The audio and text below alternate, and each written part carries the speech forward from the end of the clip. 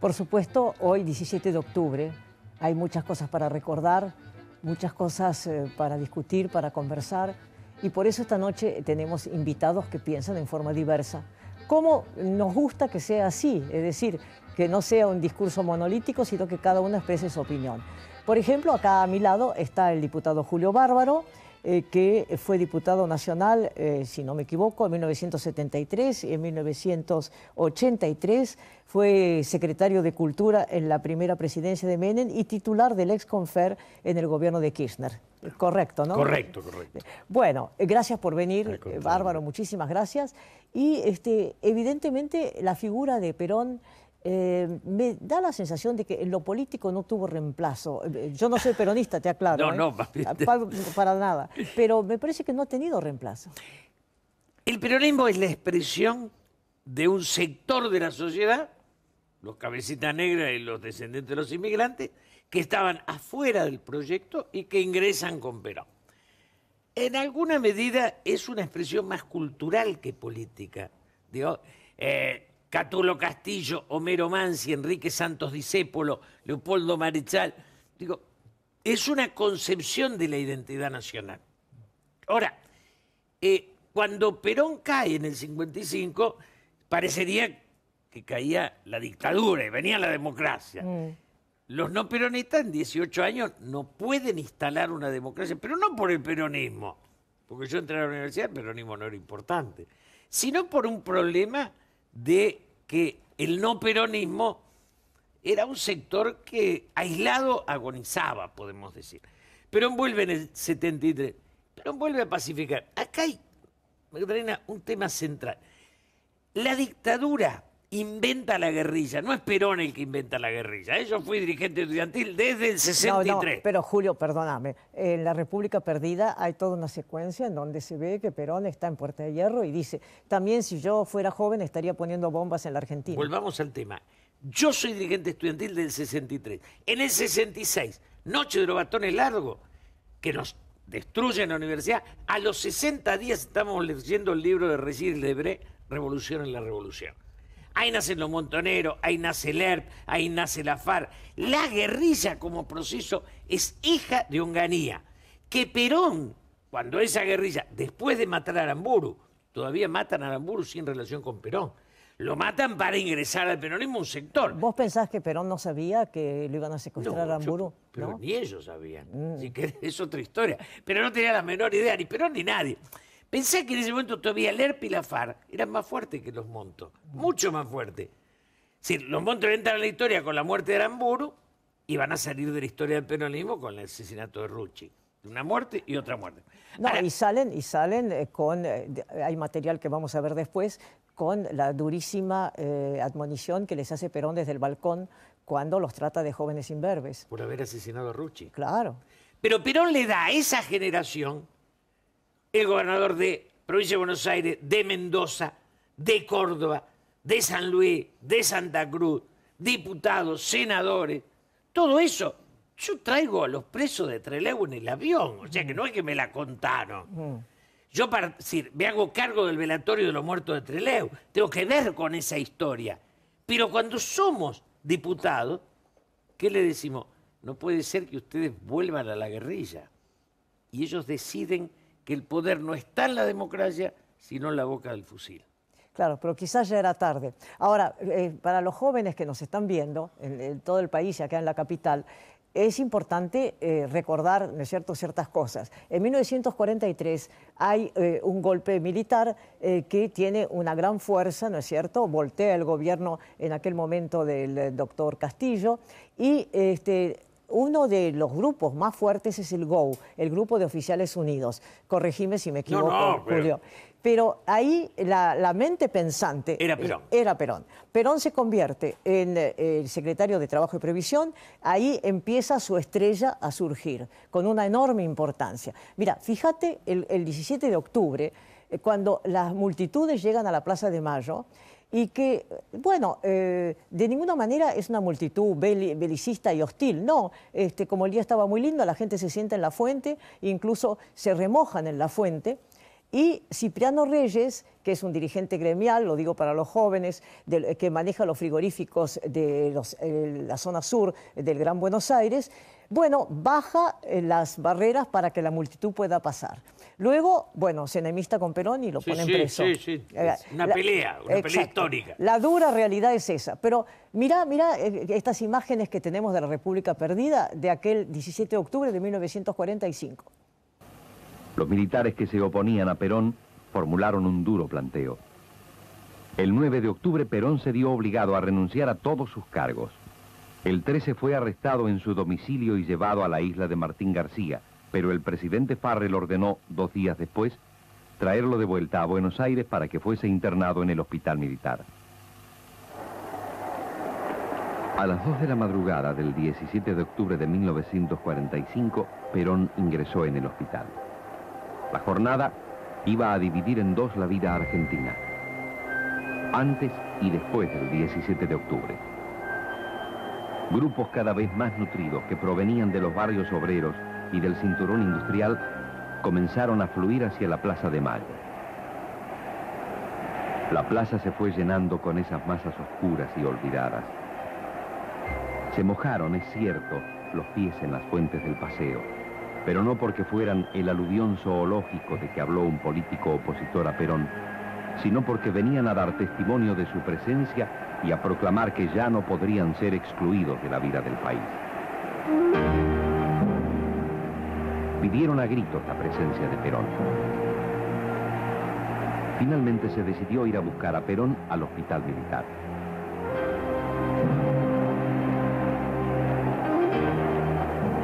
Cuando poco antes de la medianoche, Perón apareció en los balcones de la Casa Rosada y fue aclamado por la muchedumbre, sus adversarios comprendieron que habían perdido la partida. Bueno, y quizás les parezca extraño a los jóvenes, ¿no te parece que, claro, nosotros tenemos celulares, en fin. Evita estaba aislada en la calle Posadas, tengo entendido. Sí, claro. Mientras Perón estaba en el hospital militar, le manda una carta, ¿no? Incluso vos sabés que estuvimos en el hospital militar y los muebles siguen siendo los mismos de la habitación que tenía Perón, ¿no? Pero, claro, pasa todo un día de espera, ¿no? Pensemos que ese hecho, esa salida de la multitud, es un fenómeno, para gente como yo, expresión de una conciencia colectiva. Digo, lo masivo ahí sale a decir, ese personaje... Una cosa importante, Patricia, el siglo XX es el de los grandes hombres, para el bien y para el mal. Es el de Gandhi, es el de Gaulle, es el de Hitler, es el de, el de Stalin, pero es el de los hombres. Mao Zedong, Ho Chi Minh, ¿no? Los grandes hombres. Y en el fondo, esos hombres es la forma en que ingresa un sector de un pueblo. Mandela es la expresión de esa sublevación de los que estaban afuera de Sudáfrica. Digo, que es exitosa. Los negros de Estados Unidos. Entonces, todas estas... Bueno, Kennedy, claro. Por eso lo matan también. Por eso lo matan. Digo, toda esa expresión. Perón es la expresión de ese sector. Yo creo que el ciclo de Perón es uno hasta el 55, es otro cuando vuelve. Y acá hay un debate importante que para mí está mal planteado por el kirchnerismo. La virtud del peronismo no son los que Perón expulsa de la plaza. Peronismo trae a los trabajadores. El problema de la guerrilla es de la clase media intelectual, es otra cosa. Por eso el peronismo de los trabajadores busca la conciliación y la unidad nacional, y la izquierda guerrillera, aquellos que Perón expulsa, siguen buscando la confrontación. Y fíjate, Julio, qué dura es la palabra de Perón. Claro, Perón estaba muy dolido, le habían matado a Rucci, que era como un hijo para él. Para los jóvenes, digamos que era el secretario general de la CGT, que amaba entrañablemente a Perón, Perón lo quería como un hijo, como decíamos recién, y es asesinado a balazos en la puerta de su casa. Y los autores han sido individualizados, ¿no? Nos manda... Yo era diputado, de los jóvenes, pero no guerrillero. Nos manda las tiras y dice, el general quiere que ya aseguren que los montoneros van al velatorio. Yo, que era un militante toda la vida, yo sabía, el ERP no mataba dirigentes sindicales. Porque el ERP era un bloque de... Fueron los montos. Entonces voy y le digo a 3 que no quiero ni recordar, me dice, no podemos ir por razones obvias. Y ahí me cuenta que lo habían matado ellos. Cuando ya vuelvo a las tiras, yo fui al velatorio, yo hablo en la Cámara en honor a Rucci y digo, no sé si lo mató la KGB o la CIA, sé que tiraron contra el país. Porque era el sueño de la guerra. Por eso, cuando vos decís, no se hacen cargo del error de la guerrilla. La guerrilla en democracia fue nefasta. Bueno, por eso Perón los echa de la plaza. Mira, tenemos el archivo. A ver, a ver. 21 años, y en este mismo balcón, y con un día luminoso como el de hoy, hablé por última vez a los trabajadores argentinos. Fue entonces cuando les recomendé que ajustasen sus organizaciones porque venían días difíciles. No me equivoqué, ni en la apreciación de los días que venían, ni en la calidad de la organización sindical, que a través de 20 años, pese a estos estúpidos que gritan...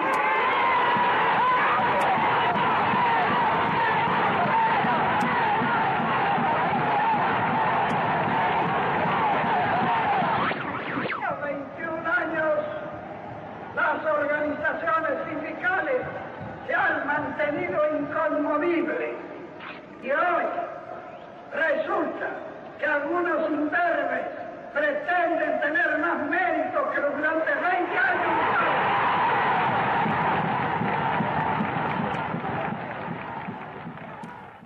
Bueno, y ahí se produce el retiro de los montos, se van de la plaza. Todavía hay algunos de ellos que creen que ellos lo trajeron a Perón, no el pueblo. Ellos eran la vanguardia del pueblo.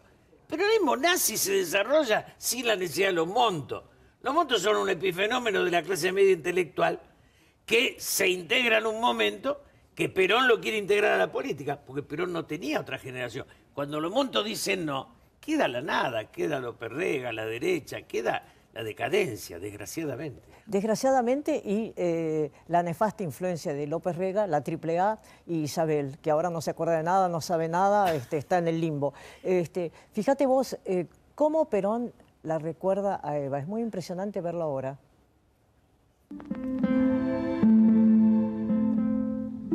Una historia de amor estaba por nacer en medio del dolor y la solidaridad.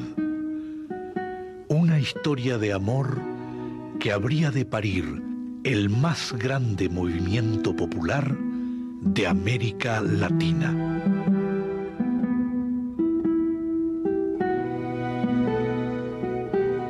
Sin duda, el peronismo no hubiera sido el mismo sin Eva Perón. Ella puso la cuota de amor y fanatismo que necesitan las grandes causas. Mientras yo ponía los ladrillos, construía la casa grande que nos iba a cobijar a todos, ella abrigaba a los que estaban afuera para que no se murieran de frío esperando para entrar. Ella fue candidato a todo y nunca quiso ser nada. Era una mujer tan extraordinaria que dejó una obra que creo que no se olvidará en la historia argentina, aunque pasen muchos años.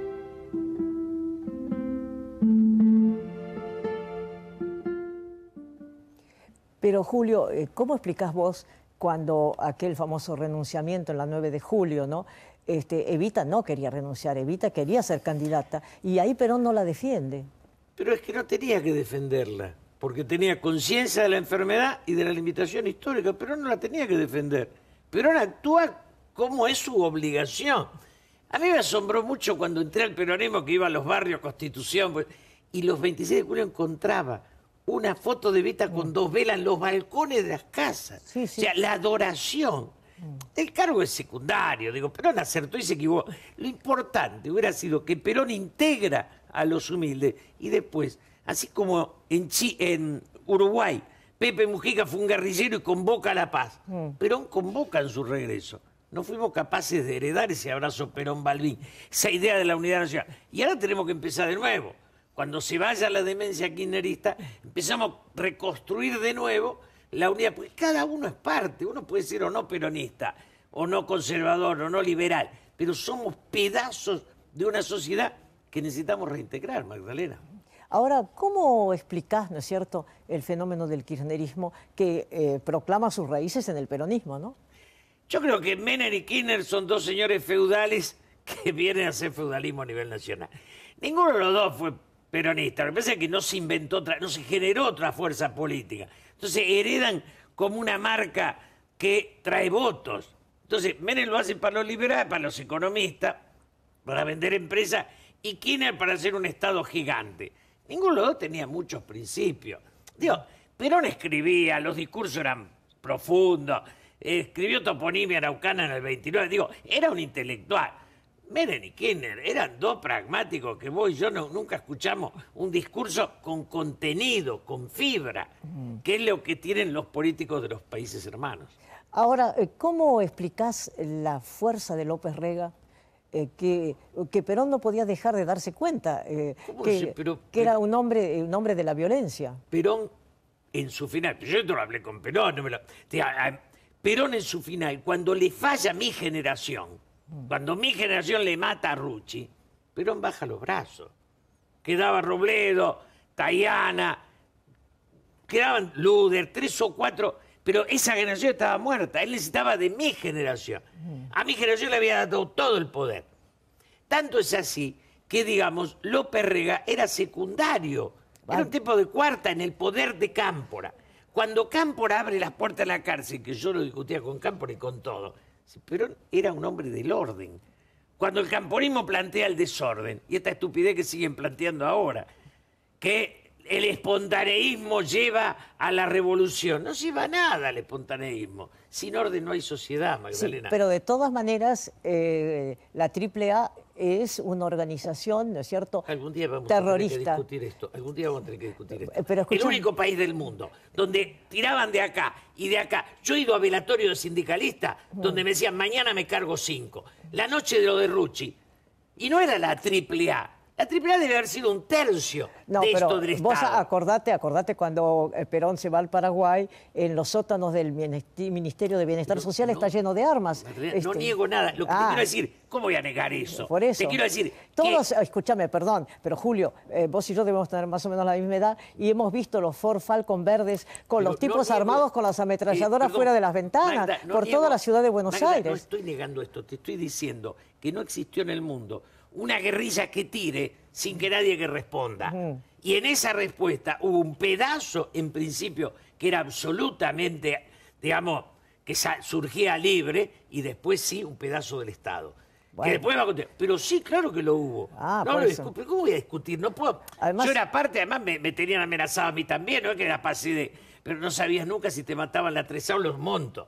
Ahora, ¿vos pensás que Perón confió en Isabel porque estaba viejo, porque estaba enfermo? Perdón, yo ese día, en el Teatro Cervantes, nosotros gritamos en contra, los montos dicen que sí, Isabel, porque cuanto peor, mejor.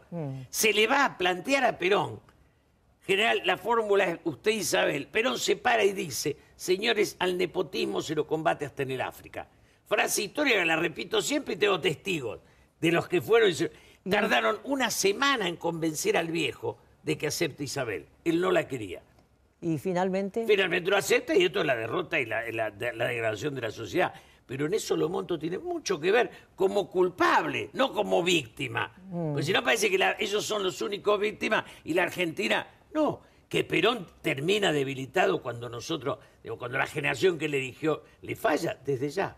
Y que López Rega es nefasto. Perdón, le hice juicio político a López Rega. Cuando iba la vida en ello. Soy firmante de un juicio político. Contame porque siendo diputado. Es muy importante. Siendo diputado, 5 nos animamos. Nos querían matar, la pasábamos mal. ¿Y qué pasó con el juicio político? Sí, lo ganamos. Después llenamos la empresa con los sindicalistas y lo echamos. Se tuvo que ir. Y después empezamos el juicio político. Con un diploma en la mano, una especie de salvoconducto, pero nosotros ¿no? estábamos jugando la vida difícil contra una cosa... Éramos minoría absoluta. Después iniciamos juicio Isabel. Y ahí sí, ya el peronismo decía traidor. Bueno, todavía algunos me dicen, usted traicionó a la señora Isabel. ¿Qué cree? Yo no traiciono a nadie, creo en la sociedad. Bueno, muchas gracias, Julio Bárbaro, muchas gracias. Y esta noche, 17 de octubre, seguimos remontando un capítulo de la historia argentina que es apasionante, pero muy terrible al mismo tiempo.